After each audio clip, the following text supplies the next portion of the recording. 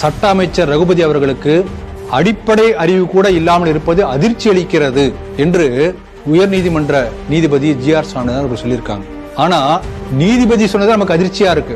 ஏன் என்று கேட்டானா, திமுக உள்ள யாருக்குமே, இந்த அமைச்சர்ல இருந்து ஆரம்பிச்சு கீழ்மட்டம் வரைக்கும், அவங்க யாருமே எல்லாமே திடல் தற்குறிகள், அறிவாலய அடிமைகள். அவங்களுக்கு அறிவுக்கு சம்பந்தமே கிடையாது. அறிவாலயத்துல அந்த அறிவு என்கின்ற அந்த ஒரு எழுத்தை தவிர வேறு எந்த விதத்திலும் திமுக கட்சிக்கும் அறிவுக்கு சம்பந்தமே இருக்க முடியாது. அப்படிப்பட்ட கொத்தடிமை கூட்டம் தான் திமுக. இந்த கலெக்டர் என்ன சொல்றாரு, இப்பதான் நீதிபதி கேட்கறாரு, இப்பதான் வந்து சட்டம் ஒழுங்கு சரியா தானே இருக்கு, 5 பேர் கொண்ட ஒரு குழு அந்த தீபத்தூனுக்கு போய் பூஜை செய்ய அனுமதிப்பீர்களா? மௌனமா இருக்காரு. ஏன் மௌனமா இருக்கீங்க கேட்டா, நான் மேலிடத்துல உத்தரவு வாங்கணும். அப்ப 144 தடை உத்தரவு போடும்போது மட்டும் மேலிடத்துல உத்தரவு வாங்கினாரா? அதுக்கு பதில் இல்ல. ஆகவே இந்த வழக்கை பார்க்கும்போது ஆரம்பத்திலே காவல்துறை அதிகாரிகள் மன்னிப்பு கேட்டாங்க.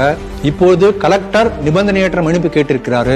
அடுத்து என்ன பார்க்க போறோம். ஆகவே ஆப்பு புடுங்கி அசைத்த குரங்கு போல திமுக முழிப்பதையே நம்ம பார்க்க முடிகிறது.